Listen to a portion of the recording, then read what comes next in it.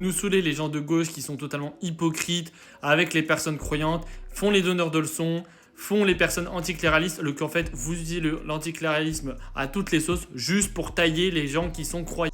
De base, je voulais juste parler du nouveau James Bond First Light, dire que le jeu est bien, que ça me donne envie, malgré que j'ai quelques réserves.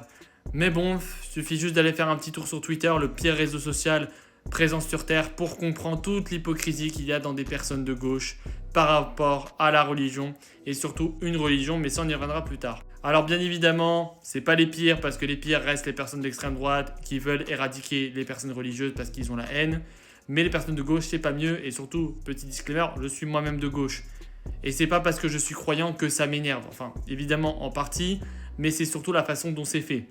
Déjà, ces personnes-là vont faire les donneurs de leçons. En mode, oui, mais la religion a empêché ça, ça et ça. Oui, mais je pense que t'es pas heureux en étant croyant.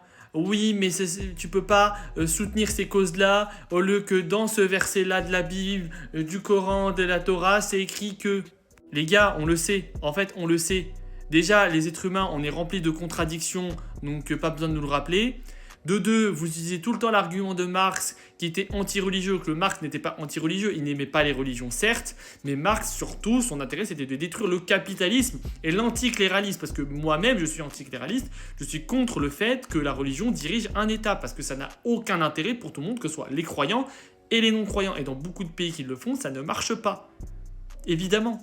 Mais vous, en fait, vous utilisez la gauche comme prétexte pour cracher sur les religions et surtout une religion qui est l'islam. Alors évidemment, il y a beaucoup d'antisémites à gauche parce que l'antisémitisme est présent partout, tout comme il peut y avoir du racisme envers les catholiques et les protestants, mais vous utilisez tout le temps la même religion, vous visez tout le temps la même religion, toujours de la même manière, toujours sur la même structure, parce que vous êtes juste islamophobe et vous utilisez la gauche comme un prétexte pour être islamophobe. Alors non, vous n'êtes pas de gauche, et surtout les personnes que vous visez avec vos propos islamophobes sont bien plus de gauche que vous. Parce que je connais autant de personnes qui sont musulmans et qui sont homophobes, racistes, misogynes que des personnes athées qui sont homophobes, racistes, misogynes. Et inversement, je connais des personnes musulmanes qui sont très progressistes, notamment sur les causes LGBT et qui sont eux-mêmes de ces communautés-là, qui sont aussi très portés sur les causes décoloniales, antiracisme et très progressistes par rapport à leurs femmes, voire même carrément féministes.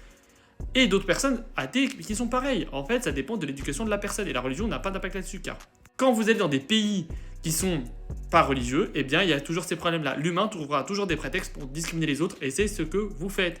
Alors oui, la religion a malheureusement eu un impact parce qu'il y a eu des façons de voir les versets qui ont été détournés, mais ils ont été détournés là, c'est dans un but capitaliste, à savoir de dominer les autres car l'humain cherche toujours des prétextes pour dominer les autres et c'est ce que vous êtes en train de faire, en train d'exclure des gens d'un combat.